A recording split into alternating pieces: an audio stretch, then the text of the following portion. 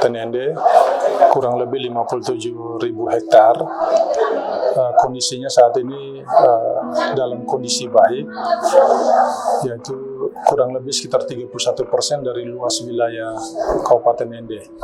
Kondisi baik, boleh saya katakan baik karena Ende secara umum tidak mengalami kesulitan air. Artinya mata air beberapa sungai besar itu setiap tahun mengaliri dialiri air dari kawasan hutan. Kemudian minim sekali terjadi bencana banjir dan longsor. Kalau longsor yang terjadi di Ende itu ya memang lebih banyak di memang sepanjang ruas jalan, karena memang itu ada aktivitas teknik ya. Tetapi kalau longsor di lahan masyarakat, di pemukiman dan lain-lain, khususnya di dalam kawasan hutan, tidak ada longsor. Kemudian soal udara, Ende termasuk udaranya bersih. Kemudian curah hujan setiap tahun itu relatif banyak. Artinya indikasi bahwa hutan di Ende masih dalam kondisi terjaga dengan baik. Kemudian kami mencoba untuk mencari lahan, katakan untuk RHL, rehabilitasi hutan dan lahan, khususnya di dalam kawasan hutan yang luas minimal katakanlah 25 hektar sebagai persyaratan teknis, itu susah untuk kami temukan. Tetapi spot-spot pasti ada. Spot-spot pasti ada, tetapi dalam luasan yang masif, kerusakan itu tidak ada. Kemudian yang berikut bahwa masyarakat di Kabupaten Ende itu sekitar 70 desa itu bermukim di dalam dan di sekitar kawasan hutan. Kurang lebih sekitar ada 9.000 kakak lebih yang tergolong kakak miskin, yang masyarakatnya hidup di dalam dan di sekitar kawasan hutan. Nah, peluang yang ditawarkan oleh pemerintah melalui regulasi yang ada, yaitu Peraturan Menteri LHK nomor 9 tahun 2021, masyarakat bisa mengakses yang namanya program perhutanan sosial yang diperuntukkan bagi masyarakat yang bermukim di dalam dan di sekitar kawasan hutan dengan kategori tidak memiliki lahan garapan yang luas, kemudian hidup di sekitar kawasan hutan atau di dalam kawasan hutan, dan yang berikut tergolong masyarakat miskin. Jadi aspek ini sudah masuk. Kemudian bagaimana kita memfollow up itu, memprosesnya. Artinya masyarakat diminta untuk bersabar. Kalau memang butuh ya bisa mengajukan permohonan. Sambil permohonan itu kita fasilitasi ke Kementerian Kehutanan di Jakarta. Kemudian juga kalau kawasan hutan sendiri masih lahan kritis, boleh dikatakan sedikit, tetapi yang kita perlu perjuangkan adalah lahan masyarakat. Karena fungsi kami adalah bagaimana tidak hanya berpikir hutan, tetapi lahan masyarakat juga supaya bisa dihijaukan. Nah, ini kami sangat berharap program-program yang seperti KBR, Kebun Bibit Rakyat atau Kebun Bibit Desa atau KBD, itu mudah-mudahan oleh pemerintah dari pusat bisa memperhatikan supaya sebelum masyarakat itu menjadi benteng pertahanan mereka adalah di lahannya dulu. Kalau lahannya mereka tidak terurus, tentunya satu saat akan mengganggu kawasan hutan. Jadi itu saja, terima kasih. Ini menyambut dari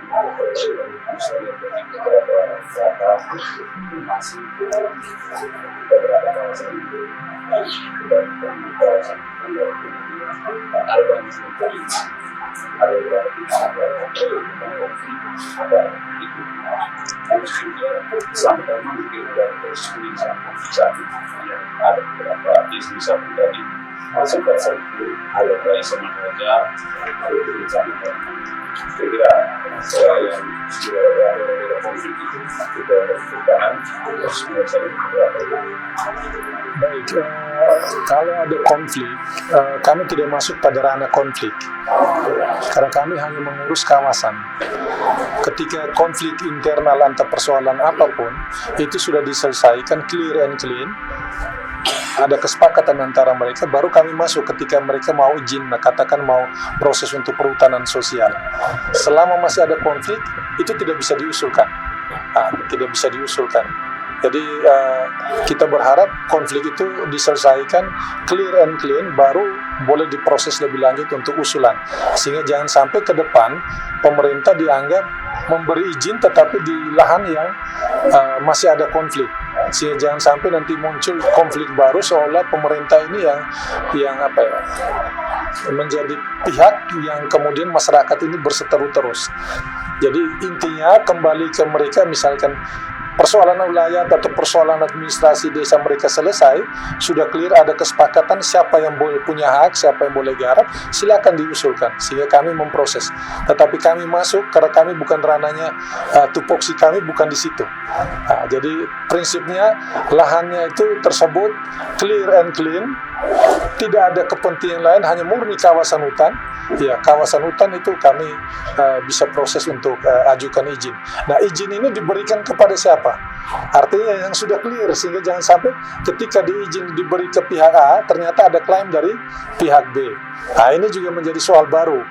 Jadi selama persoalan seperti saya sampaikan tadi, ketika sudah clear and clean, kami baru masuk.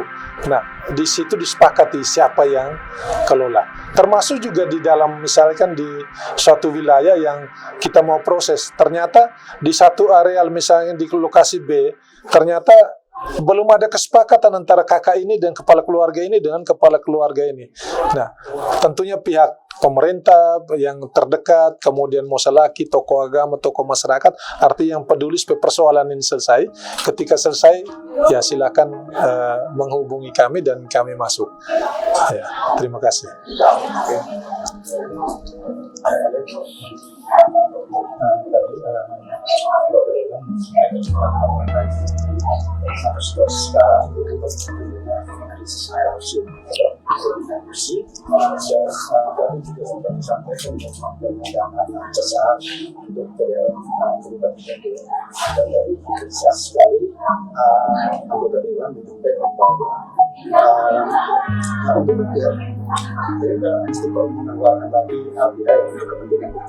Tetapi di sisi yang lain, bahwa kita mau bahwa agar ke depan perusahaan itu tidak saja untuk melakukan kepentingan masyarakat di satu sisi, tetapi harus dapat keuntungan bisa kembali lagi berputar. Salah satunya adalah untuk pemerintah kegiatan di negara agar apa semacam penghijauan atau regulasi supaya kesediaan air itu dari waktu ke waktu bisa cukup. Harus jadi baik, kalau tanggung jawab soal penyediaan air bersih ya, itu menjadi kebutuhan dasar masyarakat. Saya pikir itu bukan hanya tanggung jawab PDM-nya, lebih kepada itu sebenarnya dinas teknis. Kalau PDM ini kan perusahaan, ini dia murni bisnis oriented, dia di sana tuh bisnis dia. Apakah bisnis ini menguntungkan atau rugi, kembali kepada esensinya. Bisnis ini untuk apa? Untuk mendatangkan profit atau untuk pelayanan dasar? Ini pelayanan dasar, kebutuhan dasar daripada kita warga. Jadi makanya saya sampaikan tadi, yang kondisi hari ini manajemen di PDM itu merugi ya, berdasarkan hasil laporan keuangan dan pemeriksaan dari badan pemeriksa eksternal, BPK dan lain-lain. Kita sebagai perwakilan masyarakat ya, wakilnya orang-orang yang menikmati air bersih di kota itu, saya pikir tidak ada salahnya kalau kita support lagi dari anggaran daerah.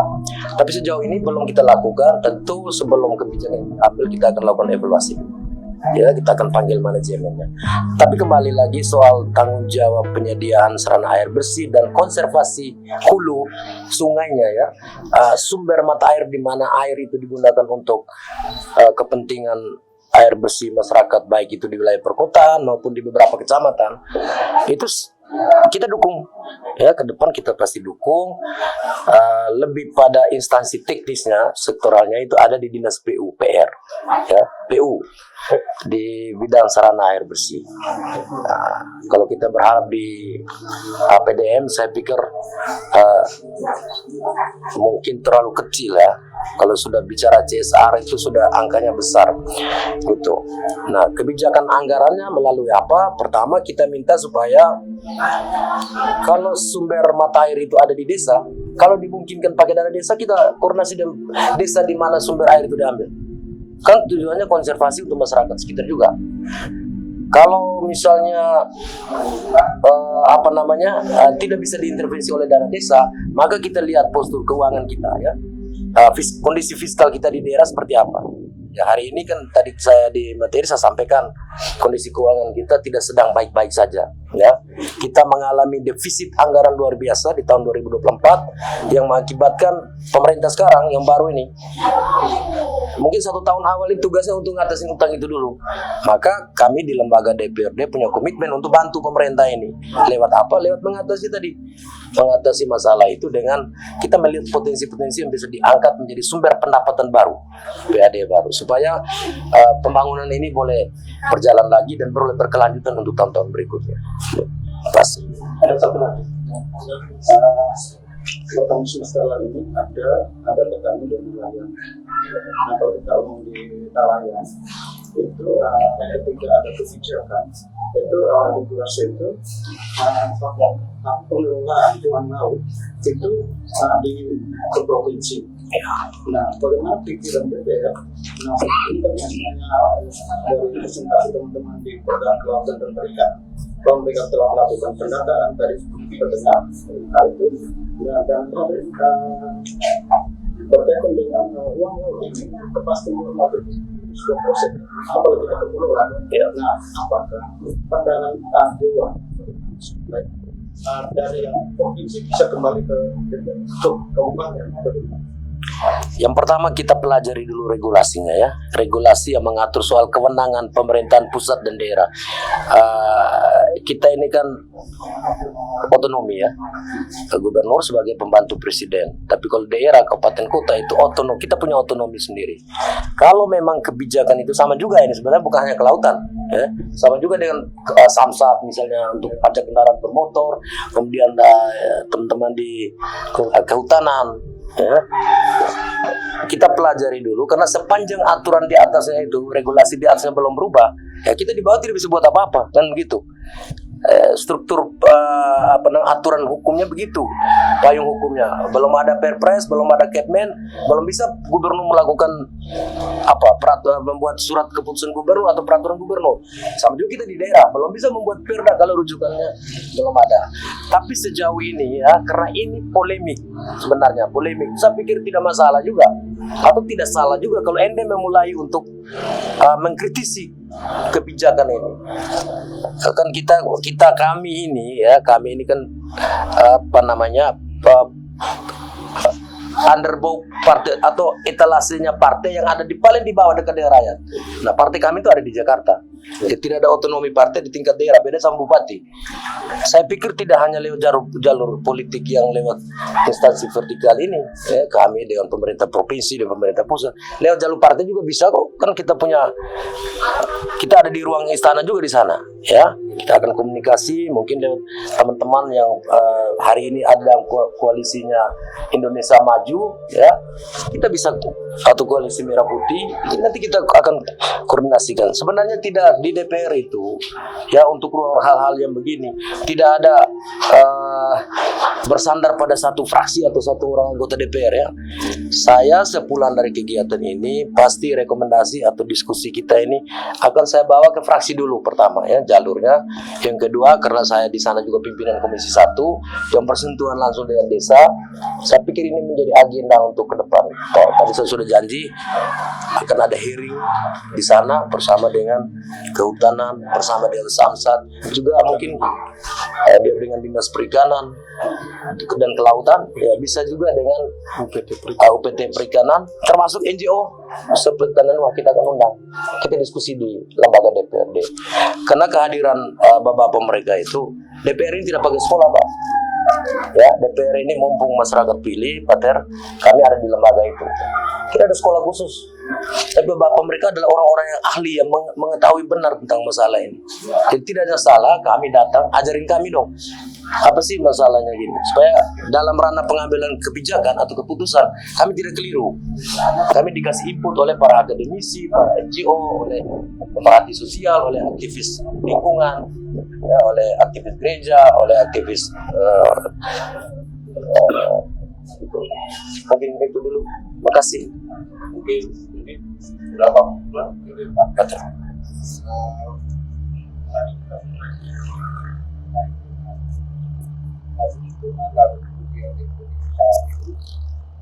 Terkait juga hubungan kajian kebijakan lingkungan dari undangan atau dari DPR karena kira untuk program ke depan apa yang bisa dilakukan ketika sudah membuat apa sudah mengeluarkan apa istilahnya laudatus si kemudian sampai dan kira komentar partai rumah ke depan untuk melibatkan ini dan untuk orang muda. Ya, saya kira kuncinya itu ada di komunitas basis ya, komunitas basis dalam pengertian luas ya, komunitas adat atau juga lembaga agama, misalnya dalam komunitas basis gereja nih, ya. Bagaimana anak muda itu dibentuk untuk punya atensi dengan lingkungan. Jadi kita ini diwariskan dengan cerita, dengan tradisi lisan ya. Apakah itu masih berlanjut? Ketika misalnya event pesta gua adat atau apa, pernahkah itu ada satu momen di mana anak-anak muda dikumpulkan lalu diliterasi soal adat misalnya, soal perhatian dengan lingkungan? Saya sejauh pengamatan saya hampir sulit itu ditemukan ya. Sulit sekali ditemukan orang-orang muda dikumpulkan dalam satu forum ya, forum adat ya, untuk diberitahu bahwa ini masalah lingkungan ini menjadi tanggung jawab dan kalian menjadi tulang punggung, menjadi masa depan adat untuk pelestarian lingkungan. Itu sulit. Saya dalam urusan dengan Proklim ini, Kampung Iklim di Detu Keli, kita berjejaring dengan komunitas adat di Detu Keli ya, dalam hal edukasi literasi untuk kelompok muda. Jadi orang duduk di rumah adat atau di lewa ya, sebagian anak muda itu dilibatkan untuk diberitahu ya bahwa kalau plastik kau buang sembarang di tanah ini, kita punya wakaf sebagai pemangku tanah ini tidak ada, karena ada satu barang dari luar yang kotori kita punya milik ini. Jadi marwah wibawa kita sebagai orang yang punya tanah itu tidak ada, sedang dinodai oleh yang namanya kehadiran plastik. Jadi mindset itu mesti dibuka untuk para pemangku adat, pemangku kepentingan itu, lalu itu bisa diteruskan kepada orang-orang muda. Baik, dalam kaitan dengan Laudato Si, ini satu gerakan gereja universal yang dicetuskan oleh Paus Fransiskus ya. Dan saya pikir ini gereja ya, boleh saya katakan dia hanya menegaskan apa yang sebenarnya sudah dihidupi oleh komunitas-komunitas adat kita. Jadi bukan baru itu. Masalah jaga air, masalah jaga alam itu bukan baru. Dari dulu itu di komunitas basis itu ada. Gereja datang sampaikan. Jadi maksud saya itu agama datang menegaskan apa yang memang sudah hidup. Jadi kita jangan sampai merayakan Laudato Si itu seolah-olah itu baru sekali dari tahun 2015 dikeluarkan itu, lalu kita rasa baru sekali. Padahal urus jaga air, urus jaga alam ini sudah ada di masyarakat. Jadi tradisi kita itu sudah ada. Ini ditambahkan, dilengkapkan lagi. Lalu kita membaca semua urusan konservasi, urusan pelestarian lingkungan itu dalam konteks agama, tetapi bukan hal yang baru. Saya kira itu tanggapan saya. Terima kasih. Ya. Saya rasa untuk yang ini sepatu Ya. Oke. kita terakhir dengan Pak Direktur untuk menjadi penutupnya. Ya. Yang paling pertama mungkin Pak Direktur bisa berkomentar mengenai kegiatan semester ini, kesannya seperti apa, lalu kemudian yang ingin dicapai di semester itu seperti apa. sehingga apa penting kegiatan ini terus dijalankan atau tidak. Dari sejumlah kami beberapa ketiga itu pembicara, lalu ini apakah baik ke depan terus dilakukan atau seperti apa begitu. Oke, baik, terima kasih banyak atas kesempatan yang diberikan kepada kami. Pertemuan semesteral ini sebenarnya sudah dilakukan sejak tahun itu ada. Jadi kenapa pertemuan semesteral dilakukan dulu? Karena dari yang kita pelajari, dari yang kita lihat dan kita lakukan, belum ada ruang-ruang bagi petani untuk saling berdiskusi, tukar pengalaman, kemudian saling membagi di antara mereka, kemudian juga menceritakan tentang keberhasilan dia dan kegagalan dia. Dan saya rasa dengan pertemuan semestral ini, petani diberi kesempatan untuk berekspresi, menyampaikan pendapat, menyampaikan gagasan tentang bagaimana menjaga lingkungan ini pada umumnya, seperti itu. Nah, kaitan dengan pertemuan ini, saya rasa materi-materi yang diberi itu sangat menarik, dan materi-materi ini sebenarnya sudah dilakukan di berbagai tempat ya. Hanya memang topiknya, judulnya itu mungkin yang dirubah, tapi soal materinya tetap sama. Seperti itu. Nah, ini menurut saya sangat menarik. Menariknya di pertemuan ini adalah ada 3 pembicara. Yang pertama itu dari birokrasi, kaitan dengan aturan, kaitan dengan bagaimana ketika masyarakat mau mengelola hutan di dalam hutan lindung. Seperti itu. Kemudian yang kedua adalah ketika ada masyarakat yang mau mengelola hutan lindung, persyaratannya apa? Lalu didukung dengan bagaimana anggarannya. Tadi sudah disampaikan banyak oleh dari anggota dewan kita, mewakili anggota dewan, bahwa sebenarnya banyak sumber, banyak hal yang didapatkan. Misalnya dari desa, kenapa desa tidak mengusulkan ketika itu sudah direncanakan, seperti itu. Kemudian dari dinas terkait misalnya, seperti itu. Kemudian dari Patir tadi itu soal bagaimana Patir melihat bahwa bumi ini seperti bapak dan mama kita. Saya boleh simpulkan begitu. Kalau bapak dan mama kita tidak bertemu, kita tidak ada.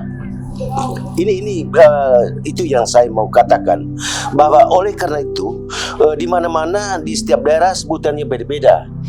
Kalau kami di Manggarai itu Awang itu Tanan, Pak.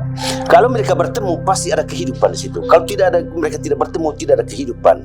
Seperti itu. Kehidupan apa? Misalnya kalau lingkungannya gersang, kan tidak mungkin hujan bisa turun ya, bisa bagaimana Pak Yos tadi omong tentang fotosintesis dan lain sebagainya, mengeluarkan O2, itu tidak mungkin seperti itu.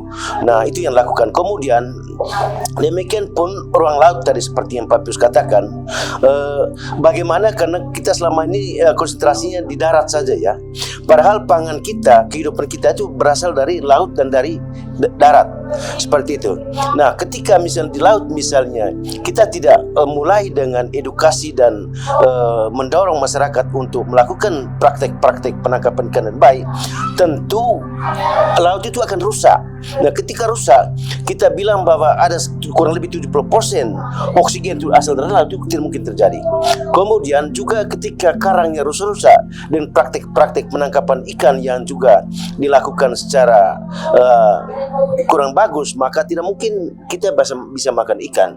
Sementara kebutuhan kita, gizi itu harus dari berbagai sumber, termasuk ikan adalah gizi yang mengandung gizi yang cukup baik untuk pertanian, untuk tubuh.